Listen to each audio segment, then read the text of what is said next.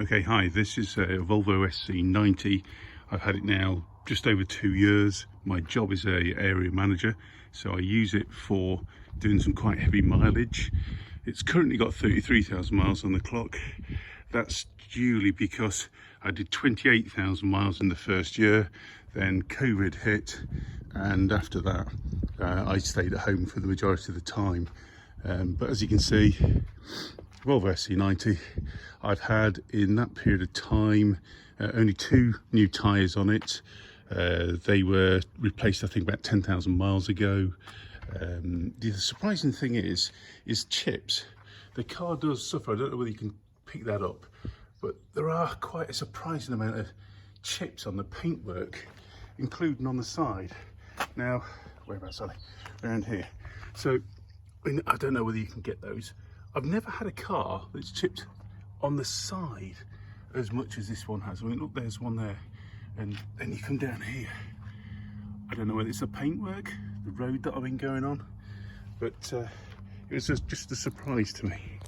When you go inside the car, you can see 38,000 miles. I've got in and out the seats quite often, and they're faring quite well.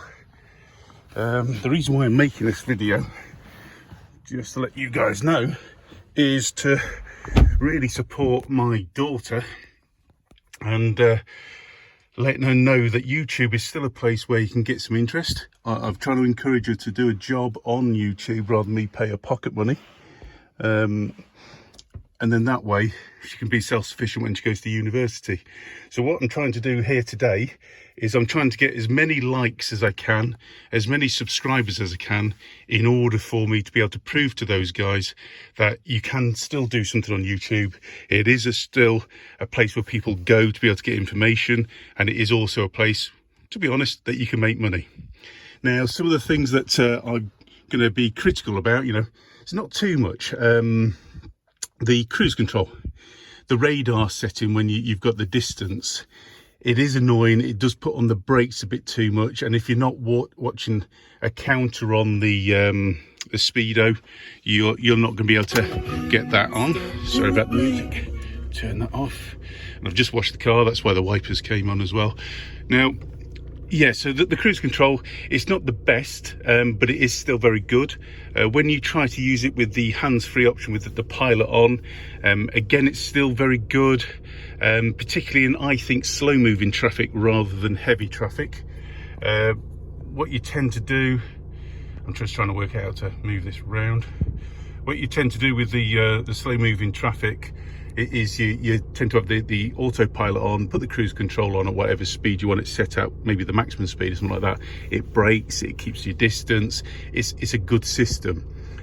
You can see there, if I can get in, there you are. I've got a fair few miles on it, so I know what I'm talking about when it comes to what the vehicle's like. One of the annoying things is, though, if you go to McDonald's and get one of those cardboard cup holders that they give out to you for when you brought your kids out, and you put it onto the dashboard here, you'll find quite a lot of the debris from the cardboard sort of sticks to this material. It's a bit weird like that. Some of the other things that potentially you need to know when looking at the vehicle, it is a very good screen. Everybody messes about with this on the car reviews that everybody tends to do. You've got your radio set in there. I've just got a few. You can see what I'm Virgin Atlantic. I'm mid-50s, so I don't tend to listen to Radio 1 anymore.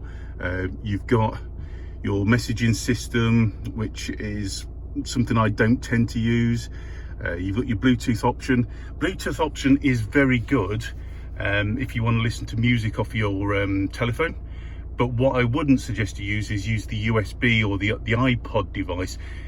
I don't know whether it's just because, over time that they get a bit worn, but you don't tend to get the music coming through. It stops and starts on a regular basis, where the most efficient one you can get is through the Bluetooth option just there. You've got your driver information.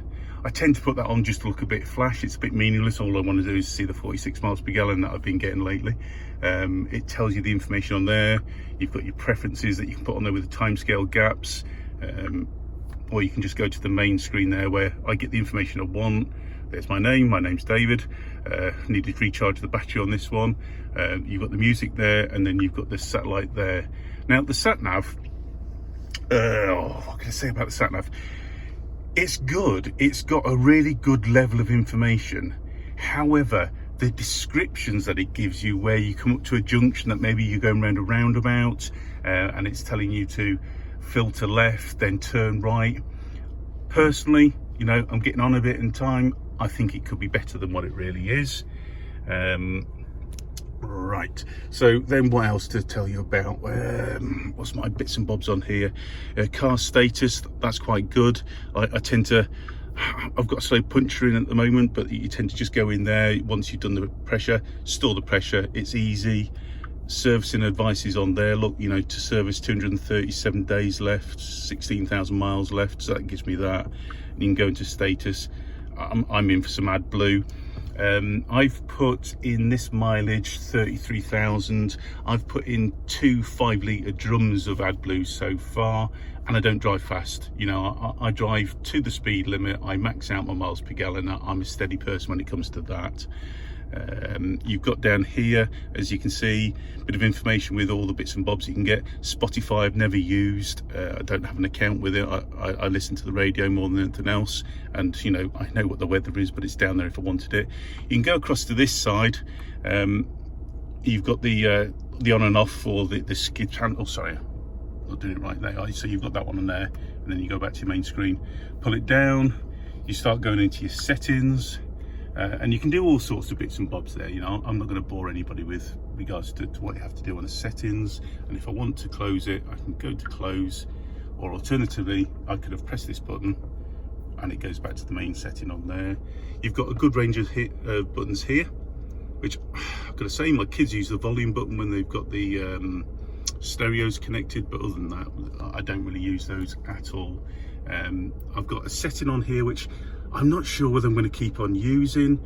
You know, heated seats, they come on every single time you start the car, and then you can go like that and turn off the heated steering wheel. I love the heated steering wheel, by the way, but I've got it set to a certain temperature. Today's not cold, you can see there, 10 degrees. I don't know why I would need my heated seats on and everything. In fact, I'm feeling quite hot in the back of it now. Controls for the side, they're dead easy to use, the cruise controls on that side of things. And then on this side, you've got the volume controls and the setting controls for going for messages, etc. on there. Now you can see there the voice. Let me tell you, the voice is no good. You can get it to do the temperature. Watch, I'll do the temperature for you. Temperature 20. Temperature set to 20 degrees.